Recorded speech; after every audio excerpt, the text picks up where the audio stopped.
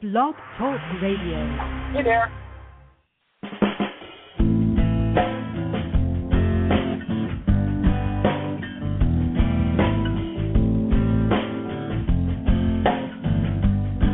Have you ever wondered why it's happening again? Welcome to MindShifters Radio with your co-host, the Forgiveness Doctor, Dr. Michael Ryce, and his wife, Jeanie. Michael and Jeanie share with you the wisdom of the ancient Aramaic internal process of forgiveness. They offer tools and support 5 days a week from 2 to 3 p.m. Eastern Standard Time. They will support you in building a solid foundation within yourself to live in pure love. In Aramaic, Rakhma. Michael is the author of Why Is This Happening to Me Again? For more information on Michael and Jeanie, please visit www.whyagain.com. And now your co-host, the Forgiveness Doctor, Dr. Michael and Jeanie Ryce. And the truth that is rooted within me. Hi, and welcome to MindShifters Radio with the Forgiveness Doctor, Dr. Michael Ryce. And today is day 78 of our Memorial Day celebration. Our call-in number is 646-200-4169, and we would love to hear from you. Give us a call. Hello, Michael. Hey, sweetie. How are you? Okay. We have David and Tim on here with us.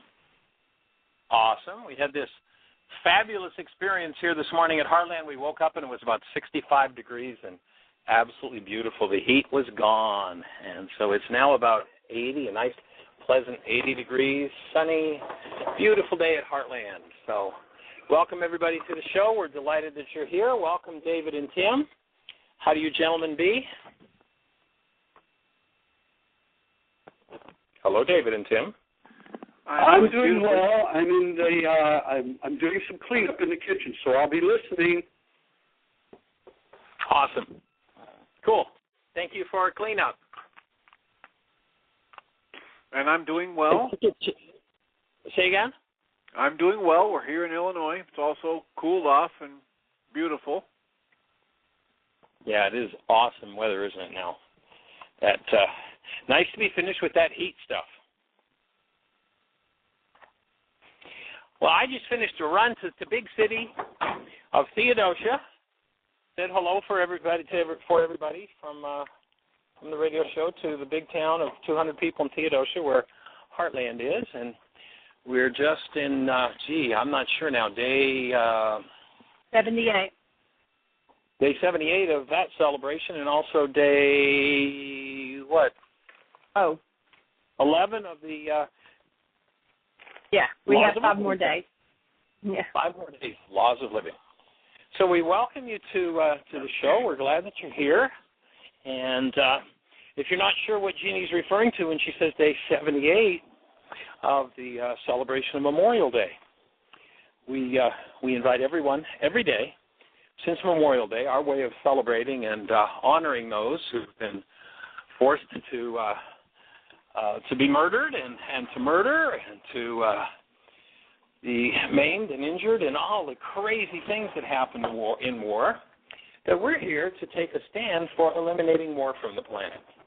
Not an easy thing. It's tough. It's a big money business. But I think that if we can get a critical mass of people who will take responsibility for their hostility and fear and forgive as to their hostility and fear, we're going to change that dynamic on planet Earth. We don't have to get everybody to do it. All we need is a critical mass. An ancient teacher said a little leavening leavens the whole loaf, and I don't think he was talking about bread. So if you're not familiar with what we're talking about with the process of forgiveness, then I invite you to go to www.whyagain.com. That's our website, www.whyagain.com. And on the right-hand side, you'll see a link that says Download Worksheets. If you click on that link, the first 3 links under that particular link will give you an explanation of the forgiveness process. It will give you a copy of the actual worksheet, the how-to. And then the third link is an MP3 of a show we did a week and a half or so ago with a young lady who very courageously took on some major issues in her life and on the radio walked through a really awesome forgiveness process that you'll get a direct experience of what it looks like, what it means, and how it's done. So that's the third link on the website. There's an MP3. You can just click on the MP3, download it to your computer, burn a CD, pass it around, share it with others. We're changing the planet with the idea of forgiveness. Pardon me, I shouldn't say the idea, with people who are willing to do the forgiveness process. So welcome to our show. Tim, what's on your mind today? What kind of exciting things have you got going on? Well, I was thinking about how many different words, as you've talked about it, from the ancient Aramaic were translated into one word in English. And how sometimes people, when they hear you say that, especially in our group, they come away with the idea that the ancient Aramaic had 17 different words for the thing we call love. And I keep trying to explain to them that that's not exactly the way it works. No. That in the ancient Aramaic, they had an understanding about concepts that were so varied and so much more complex than the ancient Greek language had any words for, that all of these varied concepts and complex dynamics and internal structures were all squeezed into this one word, love. Right.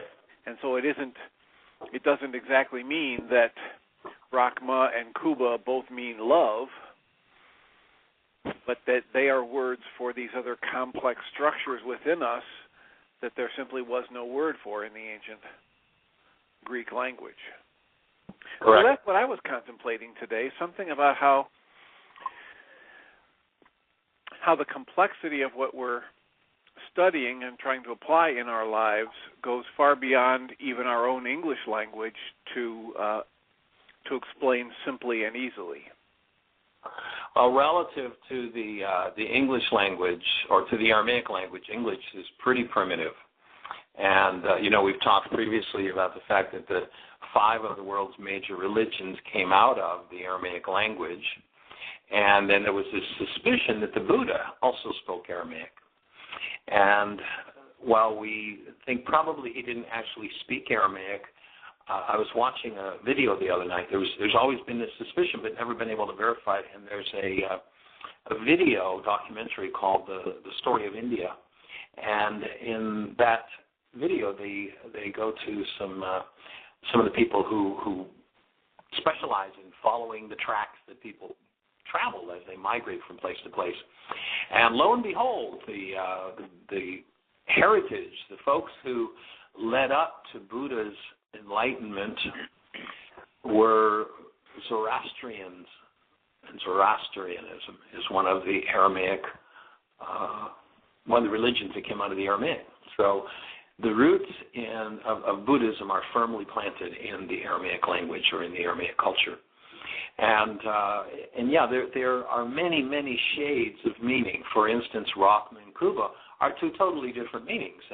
And basically, Rakhma is a filter in the frontal lobes of the brain. Khooba is a filter in the back of the brain. Of course, love doesn't say that or even come close. There's no such concept in the English language that there's such a primitive understanding. But Rakhma is a filter that allows only intentions keyed to love to be used by our minds. And then Khooba is a filter that only allows perceptions keyed to love to be used by our minds. And that makes such a monumental world of difference that it's incalculable in the functioning of the human being. The other 2 options, or 2 other filters that are options in that, and think about someone that, you say to them, I love you, I cherish you, I honor you, I bless you, you're just so awesome. And then they do something that triggers your hostility or fear. Can you see what you love about them when hostility or fear is active? No. In fact, a lot of people, they can't even have the word be. The words won't come out of their mouths, I love you. They can be falling all over somebody with this lovey-dovey, you're so wonderful language. 30 seconds later, they can hardly say the word. Or they can't say the word because they're looking through another filter and they can't even access that part of their brains. So if you go back to this man, Yeshua, who was such a genius at how humans work, he said the first law was you got to keep this filter active. And what happens when we keep that filter active is it inoculates us against the insanity of hostility and fear. And so that first law, and then you hear the words, for upon this hangs the law and all its prophets. And, one cannot accurately read the law and the prophets the same as you can't accurately read someone that you have hostility or fear toward. If you're looking through your fear filter, you don't see what you love about them. Can you accurately describe them if you're not seeing what you love about them? Absolutely not. It's exactly the same with the scriptures. What Yeshua is saying is, if you're in a mindset of hostility or fear, you can't read this in any sane way. The same way as you don't read that person in the same way if you don't have Rahkma for them. And the refinement, that you would have Rahkma for the Creator, for neighbor, and neighbor means anybody that you think about. And then I was actually just talking to an Aramaic scholar this morning because the Greeks translated it as self. And in fact, what it says is, from the state, the essence of it is, you've got to do this from the state of your being, that you keep your state of being active, and you do it through this filter called Rakhma. It's kind of like the gateway for a human life. If you think about what's a human life, go hold a newborn, you know exactly what it is. It is the absolute presence of love. And so there's a gateway that presence enters into human form, and it isn't the hostility and fear filters. It's that filter that was called Rakhma. And so to keep that filter active is where we want to head in understanding. And a way to activate that filter is just to imagine holding a newborn. Look at that newborn, smile at them, and when you smile, allow the energy of your smile to warm the frontal lobes of your brain. That's where this filter Rakhma is. It means nothing that relates to the word love in our culture. So yeah, that's a great point to make, Tim. I'm right on track with you. Michael, what are the other languages besides Zoroastrian? So the other religions that came out of the Aramaic are, of course, Christianity, or so-called Christianity, Judaism, the Bahá'í Faith, and the Islamic faith have all come out of the Aramaic language. And the roots of, according to this scholarly research, the roots of the Buddhist tradition come out of the Aramaic as well.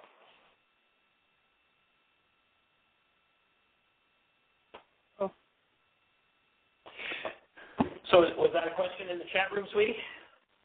No, I just thought since you mentioned that it was 5 religions, that it would be good to mention what they were.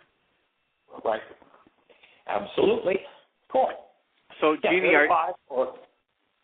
Jeanie, are you in the chat room? Yes, I am actually Earth Angels Radio. Okay. It just seems like there are parts of conversations going on here. It's not very clean, so. Do a refresh. Somebody earlier said that they didn't have sound. Yeah, and, I've refreshed several times, so I just thought I'd mention it. Okay. Well, so are there any conversations in the chat room to be aware of, or questions? Callers? There are no callers. Michael, David. Hello. Hey, David, go ahead. Oh, okay. Hey, Michael, one of the things that came to me yesterday during one of our sessions, and it'd be helpful for people to recognize. It's one of the issues that often comes up when I'm one. At times the replicate mind gives this distortion that there is so much work to do. David, I'm really having trouble hearing you. Can you hear him all right, Tim? No, I cannot. Yeah, you're cutting in and out, David. Yes. Can't hear you. Anyway, maybe you can get to a place where your phone's a little clearer with that point, David.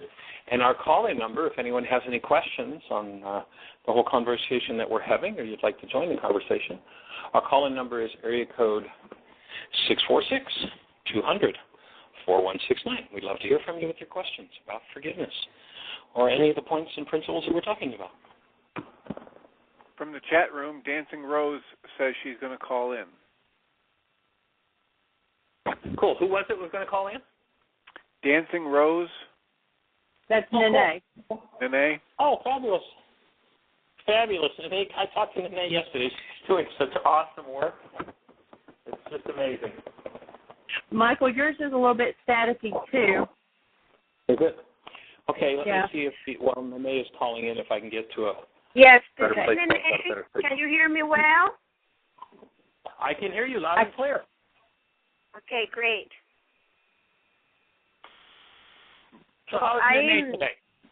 Well, I'm doing well right now, although, the whole day, yesterday was a lot of, the processing and breathing and letting go all the thoughts related to the big process I had in the morning. And, of course, at night, this is very interesting, because at night I have to go back to tango, to the tango meetings that we have. And, of course, this gentleman was there. And at one moment, he came to ask me to dance, which I refused. I said, no, thank you. Say hello. No, thank you. But when I saw him, Mike, and he came, trying to make a funny face, like nothing happened, and now he wants to dance with me, whatever, and he asked me. And what was triggered inside of me, I was able to be connected. It was with a great feeling of being betrayed. So I had to, wait like a couple of hours until when I was coming back home, and I said, what is this? What is this? When I got home, really, I was able to feel very, very deep, a pain so deep inside of me, Michael, that I cannot describe really. I was shaking, and, my breathing, I had a hard time. And then I remembered in my family certain betrayals. And I never realized, or I guess it was so denied, that, I wasn't aware of it, how big it was. And then for some reason, this gentleman triggered my whole feeling. So I did my worksheet before going to bed, but I did cry a lot. And I feel better right now. Now, my question is, I have to go to the tango. I have to meet this guy again. He's going to be there in the area. What will be my safest, from my highest and best behavior or being in this situation? Say that again. I couldn't quite understand your question. Okay. I was able to connect and work on this feeling. Okay, but since he's a tango dancer, I am a tango dancer, there are many, many activities that I'm going to attend, and he's going to attend as well. Right. So in order for me to keep my peace, but at the same time not get involved with that quote-unquote friendship, whatever, what should I do? How should I behave? What should I... how do I do this? Well, there's actually an exercise that we can do, and it's a very short exercise, but what it does is it releases the emotional attachments to someone, so that those triggers that oftentimes keep us in our patterns are released. And if you'd like to do that, we can do that. It only takes 1 minute, and everybody who's listening to the show can do it. If you've got somebody in your life that you get stuck in emotional patterns with, there's a very simple way that you can release those emotional patterns. Oh, so great. I can do that? Yes, I'm willing. Okay, cool. So everybody who would be interested in doing that, if you want to just get into a quiet place, and it's kind of just a very brief guided meditation, we'll take you into it. So if you want to get into a quiet, settled space, and I'm going to guide you to an area of your brain, and it's an area where these attachments can be released. And over the years, I've found it extremely effective. I've seen major changes in relationships when people release attachments, even to, the people that are close to them, because it's the attachments that keep the negative cycles going. And so, you can do it with your spouse. It doesn't mean letting go of the relationship. It just means the negative cycles get released in this process. So I'll just ask you to get quiet, take a deep breath, and get centered. And if you have someone in mind, just hold their name in mind and imagine that I was there and I'm placing a pencil, a sharpened pencil, right through the center of your forehead. And then I've got a second pencil, and we're going to place it right down through the center of the top of your head. And so we'll use those two pencil tips, and imagine the point where those two pencil tips would meet. And just center yourself where those two pencil tips would meet. And then just let me know when you're centered there. And we'll use that as a cue that everyone's centered in that space. And what's your friend's name? Gary. Gary, okay. Yes. So get centered in that space where those two pencil tips meet, and we're going to ask for some help. Maybe before we actually go through that far, let me just explain a little bit for anybody that might be new that in the Aramaic there's a power that was called Rukudukudsha, and it is an actual feminine elemental force that resides in us that will undo the effects of our errors and teach us the truth. That's the definition of it from the Aramaic, when we invite it to. And so this is going to be an invitation, and I'm going to just use the term Rahkma, which speaks of that elemental force, and we'll ask you to focus into your asking for help here. And where those two pencil tips meet, center your awareness. Okay. And then asking Rahkma for support, you want to visualize, get an image, stay centered in that place where the two pencil tips meet, and get an image of Gary. Those who are on the show are using someone else, get an image of that person. And when you're centered there and have that image of them, let me know. Okay, I can see it. Okay, and then Rahkma, I release all attachment to Gary.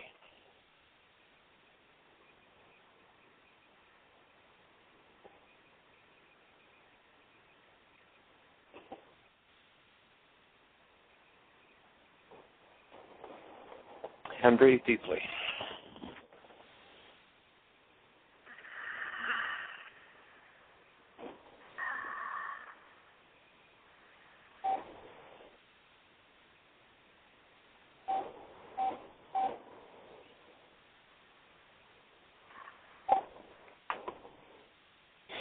So what's happening? Well, I feel more calm. And I feel something in my, but inside my throat,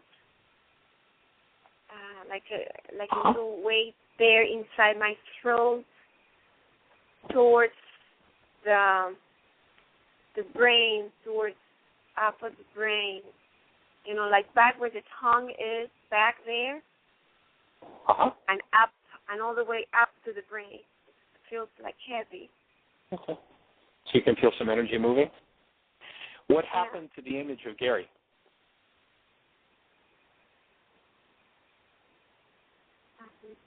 Well, I cannot even see him. I just feel this energy inside of my throat.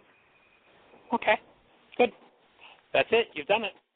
Now watch the difference when you see him, when you communicate with him. You'll see a significant difference. And maybe you could call in and let us know, or anybody else who's done it. Just watch the difference. As I've seen relationships make major shifts when that occurs. Yeah, because I was there, I was keeping, but, because of the major process before, I also said, what, I didn't really want to have any, right. Close embrace, tangle, contact, or anything. But I was very cherished. People came to me, and, but like you said before, like I am more fun to be around. I have a lot of people that find me more fun to be around, after the intensive course. So I noticed that, and I feel very good. But okay, great. I still feel Tim, that energy, like it's going up my throat. Yeah, let's see if Dr. Tim has any suggestions or any thoughts. Tim, do you have anything for Nene? Well, nothing for her, as I was doing the exercise myself. So I'm just shifting myself here. I was working on releasing several different people. Okay. I usually suggest people just do one at a time and give a little bit of time between, because it's a pretty impactful process. Yeah, it is. I can feel it. And one of the things that I recommend that people do, which is this method they can learn, which is to give themselves an EFT, an acupressure treatment, so that it can assist all of these other tools that you're doing, just to keep my energy flowing. So similar to breathing. And if Nene wants that, I can send her the information on that as well. But that's my only other thought for when I'm in a situation where I have to go face-to-face with somebody and my energy is coming up right then, that EFT tapping is a wonderful technique that I get a lot of mileage out of. Okay, I know the EFT technique. Yep. But thank you. Well, I feel a lot better. I feel really wonderful. Great. Well, all right. For calling in. Hey, glad to be on the team. Thank you. Me too. All right. Awesome, Nene. God bless you. Thanks. So, Tim, what's happening for you as you do that process? Well, I was feeling more calm and centered, and felt my breath coming more easily, deeply. I'd been feeling kind of a restriction when I was trying to take deep breaths earlier today. And, of course, as you know, when you make a commitment to do the work, it stirs up your stuff. And so recently we've agreed to have you come and stay with us and try and get a series of workshops filled with people to have you have a nice audience to talk to all next week, and then perhaps even the week after. And it's really stirring up the stuff. People are coming out of the woodwork to demand extra time and energy. And so I've been noticing over the past couple days that my own thoughts have gone to being overwhelmed and wondering if there's going to be enough time and energy to do everything that needs to be done. So one of the things I was stepping through and releasing was my attachment to that process, trying to be enough to get it all done. And so, Tim, I am absolutely sure that your presence will be enough.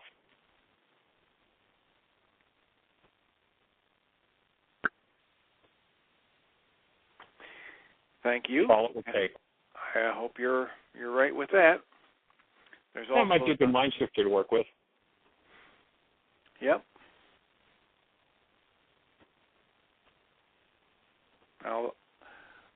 I'll make out a mind shifter that says it's safe and healing for me to understand that just my presence is enough.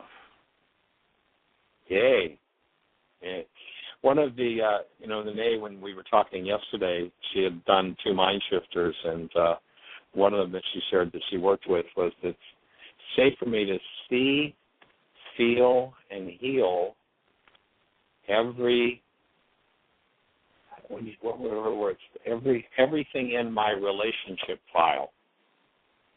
And whoa, things popped for her, and she's in the throes of that process with this call. So that was pretty awesome. Yeah, I think that was and Thursday. Also Thursday. Was it Thursday? Oh, did she share that on the show? Yeah.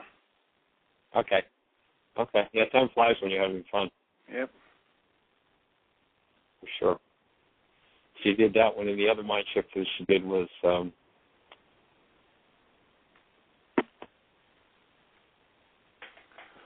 it's safe for me to come across my power person.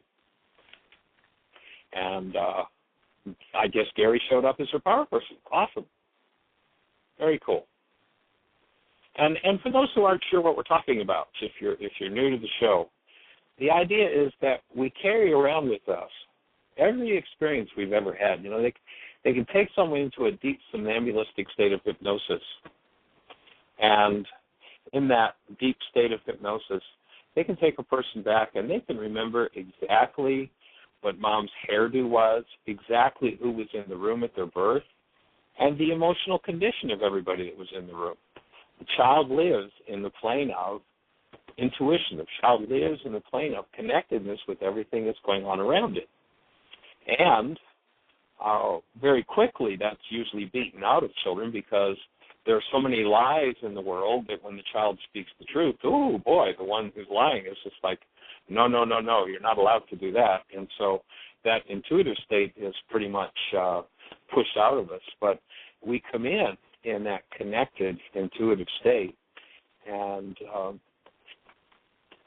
the things that we acquire from our family systems, from our culture, in the way of hostility, fear, abuse, anger, hatred, vengeance, gossip, slander, all those things are literally stored energetically in our minds when we participate in them. And then they come to the point where they begin to run our perception. Instead of the mind being connected to love and the power supply for the output of the mind being that of love, of a human life and a human being, what happens is people shift into the power supply being hostility and fear. And so what we're looking to do is to convert everybody on the planet. Does that mean we got a church going or we're going to convert them into our church? No, conversion isn't about bringing people into a church. Conversion is about taking people from an hostility and fear-based mind back to a love-based mind where we're designed to function. That's what's designed to power our human minds. And once we go back to that state, everything starts to change. And the first step in that is this filter that Tim brought up at the beginning of the show, which was called Rakhma. It's an actual filtering system in our structure. There's a physician, Dr. Robert Heath at Tulane University, who did bone implant EEGs, and he found that there were 3 signature frequencies in the brain. One of them was hostility, one of them was fear, and one of them was love. Hostility, he said, destroyed the body of the hostile. Fear destroyed the mind of the fearful, and love rebuilt both. That was Dr. Robert Heath's take, Tulane University.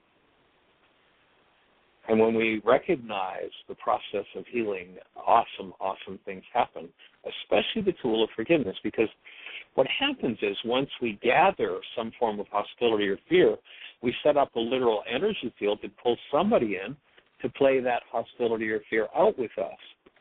In the Aramaic language, there would be no concept of letting somebody else off the hook because we had some form of hostility or fear in us. We live in a culture where we, by and large, project responsibility for everything in our lives. You made me angry. You made me sad. You made me afraid. And in the Aramaic, you would never say, you made me angry. You would say, gee, what you just said brought up my anger. That showed me something in me that I really don't like to feel. So I think instead of forgiving you, which is what the Greek idea of forgiveness is, instead of letting you off the hook because there's something inside of me, I think I'd rather reach inside of me and remove what never belonged. That's the process of forgiveness. And so that's what we're here to support you in learning to do. And, of course, it's a process we're here to learn ourselves on deeper and deeper levels every day. every time I teach it, I get to learn another piece of the puzzle, get to learn another piece of how to remove the multi-generational hostilities and fears that have come to the point where they run just about everybody on the planet. And, to get to the point where we return to an actual functional human mind, the mind of love. And if you have any thoughts or questions on that, any questions on the tools on the website, and, of course, you can download my book free next week, Sunday afternoon at noon, Monday night, Tuesday night, Wednesday night, Thursday night, Friday night, series of free workshops in Cary, Illinois, up on the northwest side of Chicago. And then on Saturday, we'll do a MindShifters and Still Point Breathing workshop. The whole week of workshops is a free open series. Saturday is an all-day, we'll start at 8 in the morning, go to about 6 at night, and it's an all-day workshop, and there is a fee attached to that one. And the fee for that Saturday workshop is $125, and it goes into another tool that we teach called MindShifters and then the Still Point Breathing process. So if you're from somewhere else in the world and you want to catch a series, fly into Chicago, spend a week with us. And or if you want to take your work to the next level, we'll be doing one more intensive this year at Heartland in the Ozarks in southern Missouri. That's our teaching center. And September the 16th to the 24th, and there's a flyer on our website. If you look under schedules on www.whyagain.com, we're doing an intuitive development intensive. And the intuitive development intensive will start out with the forgiveness process, with the Why Is This Happening to Me Again workshop. We'll get really deeply into the forgiveness work because the thing that blocks intuition, blocks our higher faculties, is the fact that we've had hostilities and fears put into us around those higher faculties. And so to begin to forgive tends to begin the opening of the intuitive faculty, gives us access to more and more intelligence. We'll be doing the MindShifters and Still Point Breathing process. We'll use both of those tools in this intensive. And then the rest of it is a practicum on getting feedback directly from the source of information instead of going through our minds for that information. That's the faculty called intuition. Nothing to do with the psychic realm. That's the realm of coming from mind to mind, and, of course, people tend to project into those events whatever's going on in their own minds. But intuition brings information in from the other direction, directly from an experience in the external world. And so we're going to be sharpening that intuitive faculty. It was called the still small voice, and it's the ability to listen to the still small voice and have access to information, energy patterns, and the things happening around us directly from those things rather than through your mind about those things. So that would be our process of intuition. I wonder if David found yes, sweetie. Okay. There's a couple of conversations going on in the chat room. One is Rosemary. She says when she went through the exercise and then she came out and she said, I released the spirit of my mother. She has not passed on and will not go to the light. And so I wrote back and asked her to just clarify that she had or had not passed. And she said, she's between worlds clutching to her misery and darkness. She turned from my offer to help and is now beyond whatever I can do. She sees nothing but darkness, and that's her choice. I wrote to her and told her that the exercise was for her to release her attachment, that it wasn't up to her to release her mother's spirit, that was her mother's job. And right. She I don't says understand. Has her mother passed? Has her mother passed as yet? Well, I asked her that, and she said that she's in between worlds. But her previous statement said she has not passed, but she will not go to the light. So it sounds like she's like lingering in her body and she hasn't gone on. Right. Rosemary, you might clarify that for us. But I told her, that was her mother's job to release and let go, that, she can talk to her and say it's okay for you to go or whatever, but it's ultimately up to her mother to do that choice. That's not something that she can, that's not what this exercise was for. And the other thing is Nene says that she now has a headache, well, and I told her that it was a release. Okay. Jeanie, hold on for just a second. Yes. Let's talk about this issue first of all before we move on to the Nene. She just now came back and she said she's been dead for 20 years. Oh, okay. So what I would do, if I were receiving the idea that she's still lingering in the darkness, is I would get into a really deep connected space and communicate with her and tell her that there is a light and all she needs to do is turn away from the darkness toward the light and let go. And, of course, it's, as Jeanie says, it's going to be her willingness or unwillingness that's going to allow her to do that. And as you do your work, any hostilities or fears that you have around your mom, what will tend to happen is that will tend to loosen the strings for her.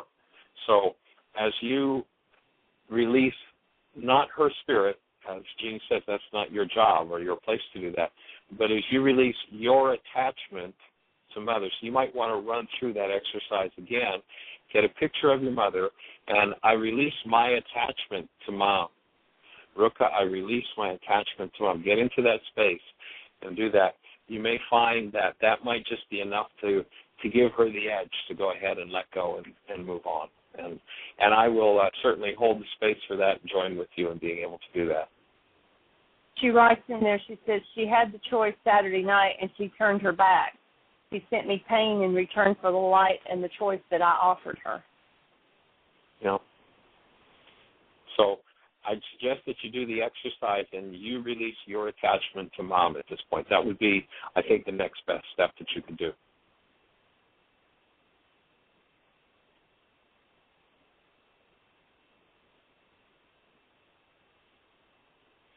So Nene has a headache. That doesn't surprise me in the least, Nene. I told her it's a release of toxins that hits the brain, and the brain says ouch, and I told her to drink lots of water. Yes, that's excellent advice. Lots and lots of good, clean, pure water. Nothing out of the tap, but actual clean, pure water. And, when you start a release process, the body says, okay, I can let go of this toxicity. And, when it hits the stomach, oftentimes the stomach upset. It hits the bowel. The bowel wants to move real fast. Says, I need to get this out of here. And as it hits the brain, you may find yourself getting a little foggy, and a headache isn't unusual. That's a very powerful, positive sign that there is a major shift happening for you around that simple exercise. So, cool. Good for you. Lots of water. And maybe another worksheet or two will come up as you're doing that.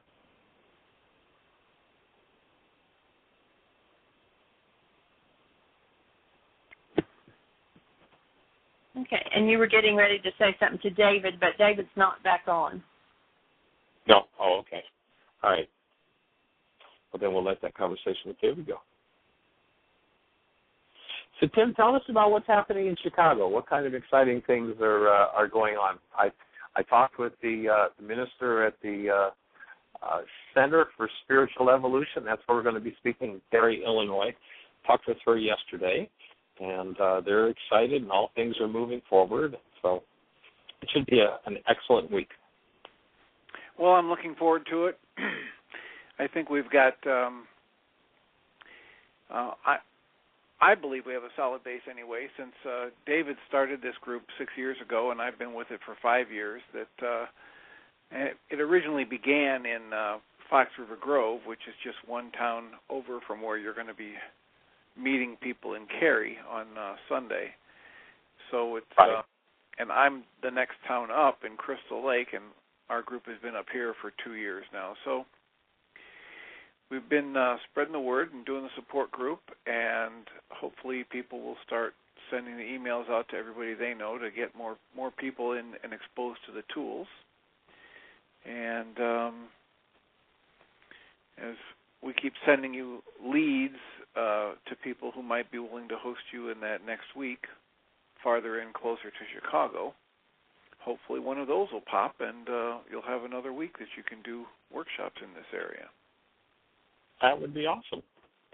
hope it all falls in place, and we're looking forward to heading up there, starting the Why Is This Happening to Me Again workshop at noon. There's actually going to be a kind of a potluck lunch at the facility, at the church, and then we'll start the workshop from noon to 3 o'clock on Sunday afternoon in Chicago, in Cary, Illinois. Center for Spiritual Evolution, and you can go to www.whyagain.com, whyagain.com, and the link is there under travel workshops for the flyer and everything that we'll be doing over there. And as soon as another location chimes in for the next week, if that all comes together, then we'll be putting that on the website too. So all things moving forward. Michael? Yes, sweetie? Nene wants to know what's the word in Aramaic for cause in the law. For cause in the law? For cause law.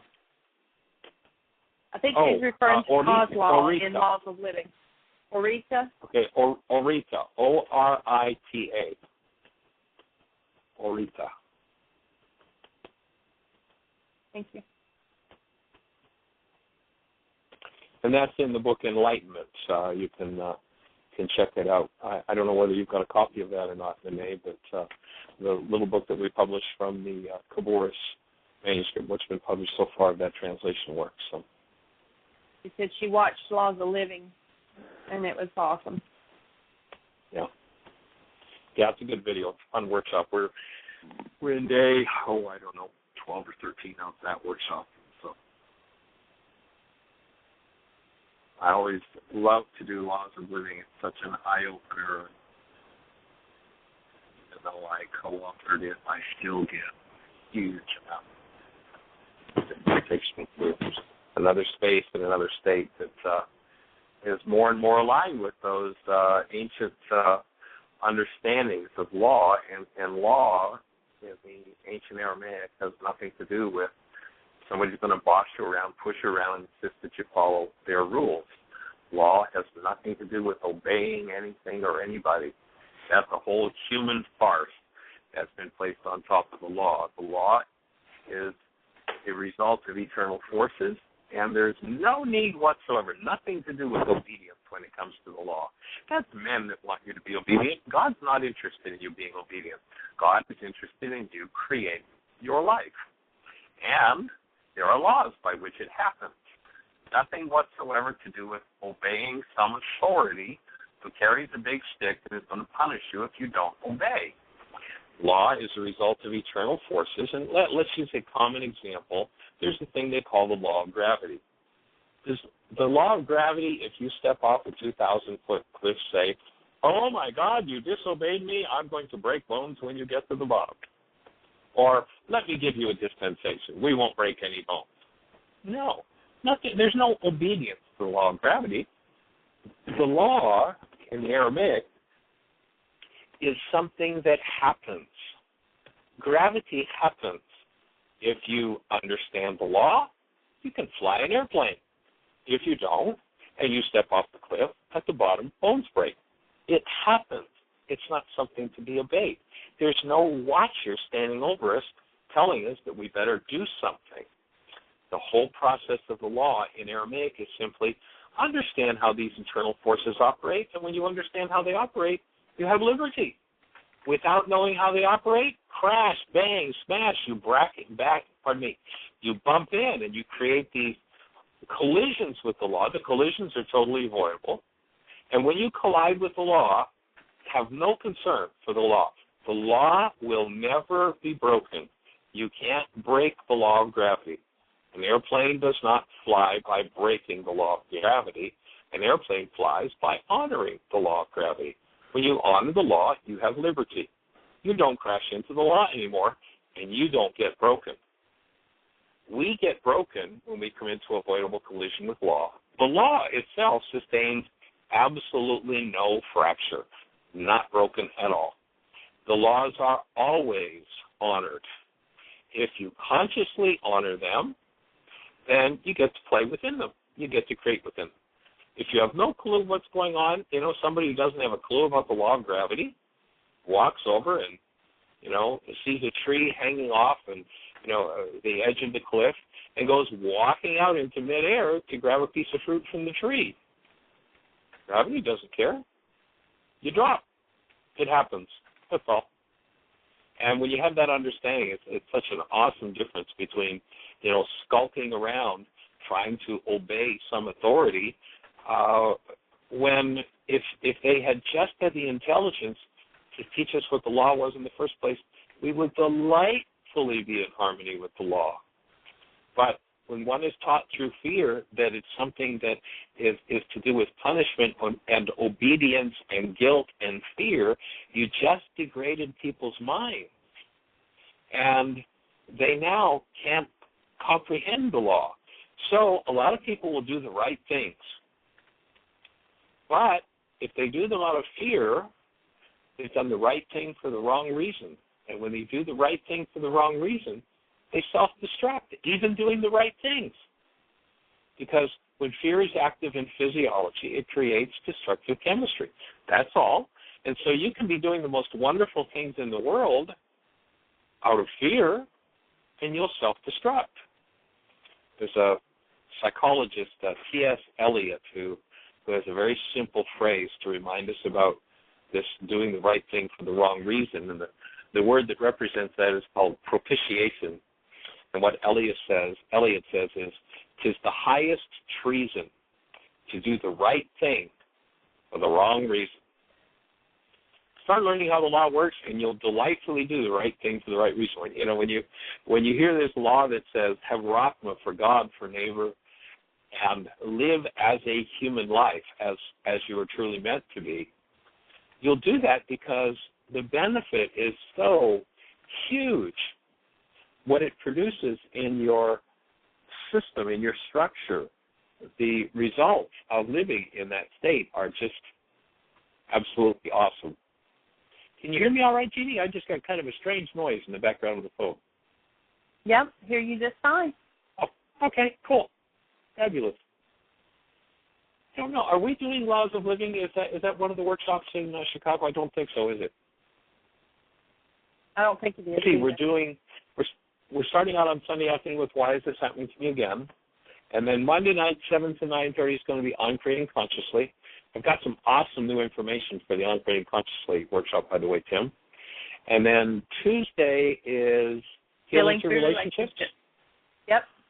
Wednesday, Circle of Life. Circle of Life and How to Play It. Thursday, Codependence to Interdependence. And Friday, Naturopathic Keys to Health. Yeah. So that's what we'll be doing in Chicago next week. See you Sunday afternoon. That'll be fun. And we appreciate you hosting us, Tim. We appreciate you connecting in with Reverend Ann to create a space for us to speak. And we're delightfully looking forward to being here. Actually, we aren't. I'll be coming up there myself. Jeanie is heading back to Bristol. Her former husband is going through some severe cancer challenges right now, and perhaps getting ready to pass from his body. So Jeanie's going back to spend some time supporting the family and her son, of course, or two sons there. It's a pretty tough time for them. So we hold the space for your former husband, Ron Shaw, and you as you go back there, and the boys for Brandon and Ryan as they deal with this challenging time with him. Thank you. You're welcome.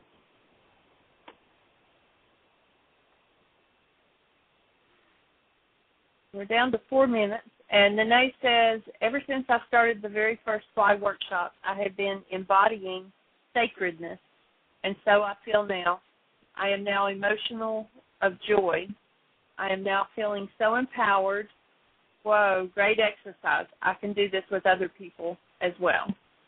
Yes, you can do it with anybody. Yes, ma'am. Just give a little bit of time in between. How much time would you say, Michael? I would say a week. it really does do a disassembly on an energetic level. And, there's an old saying, don't storm the gate. You want to give yourself some space between times when you utilize that tool, and you'll find that it's very effective at moving through those layers and those levels.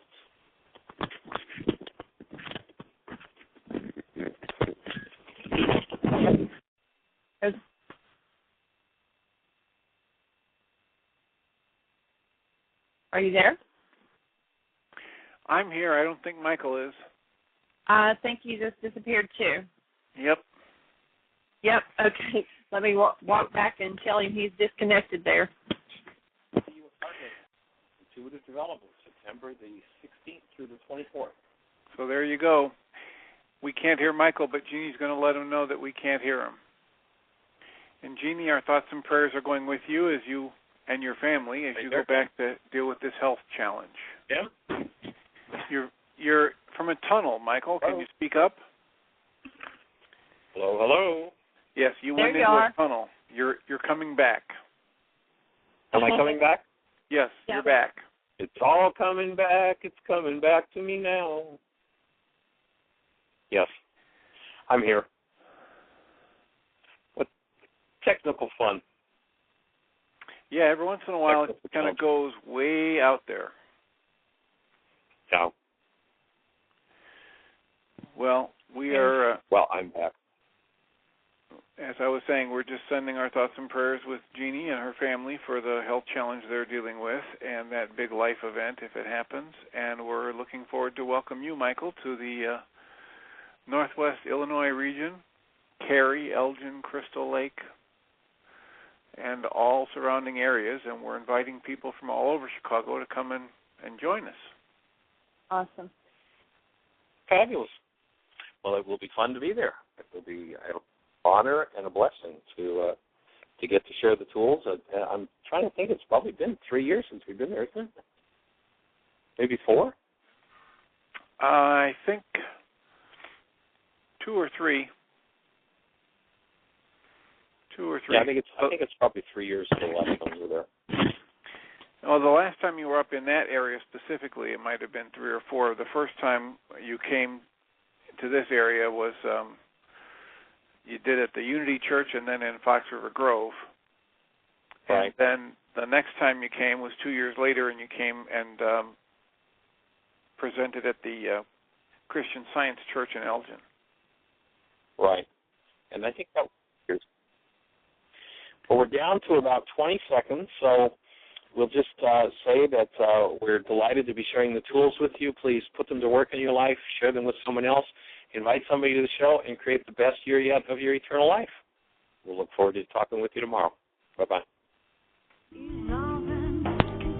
Thank you for listening to MindShifters Radio with the Forgiveness Doctor, Dr. Michael Ryce, and his wife, Jeanie, who present the internal Aramaic process of forgiveness. Michael and Jeanie are here every Monday through Friday from 2 to 3 p.m. Eastern Standard Time on Earth Angels Radio. For more on Michael and Jeanie, please visit www.whyagain.com. That's www.whyagain.com.